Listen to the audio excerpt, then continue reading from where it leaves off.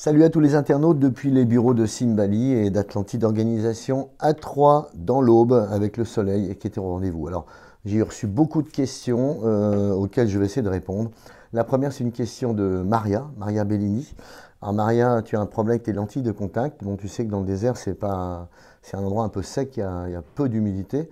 Donc tu as le choix d'emmener des produits que tu as conseillé ton ophtalmo ou d'emmener ton ophtalmo avec toi ou de mettre des lunettes. Voilà, c'est au choix. Donc bonne chance Maria, mais voilà, si on a des gens qui portent des lentilles, on pourra te mettre en contact avec eux. La deuxième question, c'est toujours Maria d'ailleurs. Quel conseil donneriez-vous à un participant qui a des diarrhées ou des constipations pendant la course? Alors évidemment, ça arrive, effectivement, avec la chaleur, il peut y avoir des transmissions possibles. Écoute, il faut prendre des médicaments en conséquence contre les diarrhées, évidemment, Ercéfuril, Imodium, etc. On a quand même une soixantaine de médecins sur la course, évidemment, qui sont là pour s'occuper de toi. Alors, il y a le bouchon, évidemment, c'est une autre solution. Et puis la constipation, évidemment, alors là, ça m'est arrivé d'ailleurs en plein désert avec un de mes pisteurs il y a très très longtemps. Ça faisait quelques jours qu'il n'allait pas aux toilettes et je lui ai fait boire de l'huile d'une boîte de sardines et puis ça n'a pas duré longtemps. Son problème a été vite réglé. Donc tu peux toujours mettre une petite boîte de sardines si tu crains les constipations. Sinon, qu'est-ce qu'il y a d'autre comme question? Quel est le meilleur moyen de préparer ses pieds et ses ongles pendant les mois précédant la course? Alors comme tu as pu le voir sur notre site, nous recommandons un produit, c'est pas souvent qu'on le fait, mais ça a été testé depuis 3 ans par les concurrents espagnols, un produit qui s'appelle Six Pro, une crème de préparation des pieds avec une pierre ponce, qui est vraiment très très efficace. Donc il faut le faire vraiment dans les règles de l'art, mais il y a toutes les notices avec. Tu peux le commander ça sur le site internet, on va essayer de mettre ça un petit peu plus en avant, mais c'est disponible jusqu'à présent, voilà, il y a tout ce qu'il faut. Donc évidemment le chargeur solaire, Hélène, tu me demandes si tu peux l'emmener, bien entendu que tu peux emmener ton chargeur solaire pour ton iPod ou recharger ce dont tu as besoin, parce que l'organisation ne recharge pas ni les appareils photo ni les iPods, on s'en sortirait pas, on a beaucoup besoin d'énergie pour le bivouac, notamment solaire aussi, qu'on utilise assez régulièrement. Quel est le best scratch ranking of the woman? En français c'est mieux.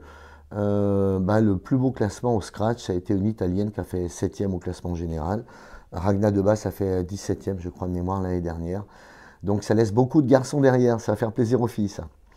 D'autre part, le nombre de concurrents est limité. Oui, bien sûr, Chris, le nombre de concurrents est limité. On a envie de rester toujours entre 1000 et 1200 participants selon les années. Je pense qu'on sera un peu plus de 1000, évidemment, pour le 35e anniversaire.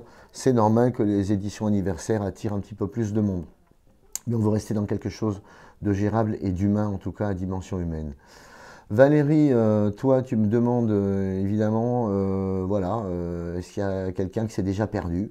Oui, c'est arrivé, c'est à Antise, mais ne t'inquiète pas, les concurrents, on les a retrouvés, sauf un Italien au 9e marathon qui a passé la frontière et qu'on a retrouvé 10 jours après en Algérie. Donc c'était une sacrée histoire. En tout cas, ça m'est déjà arrivé de retrouver des concurrents, notamment une américaine qui s'était égarée. Donc ne t'inquiète pas, surtout Vanessa, s'il y a un problème, je viendrai te chercher. Et tu n'iras pas très très loin non plus parce que tu as une balise satellite, on sait où tu bouges. Il y a des couloirs de sécurité qui bipent à partir du moment où tu quittes des zones de course. Donc voilà, tout est géolocalisé. N'aie pas de problème avec ça et n'aie aucune hantise surtout. Alors, on me demande aussi, ça c'est Serge, pour des trails montants plus efficaces et contre le sable avec une combinaison avec des guêtres.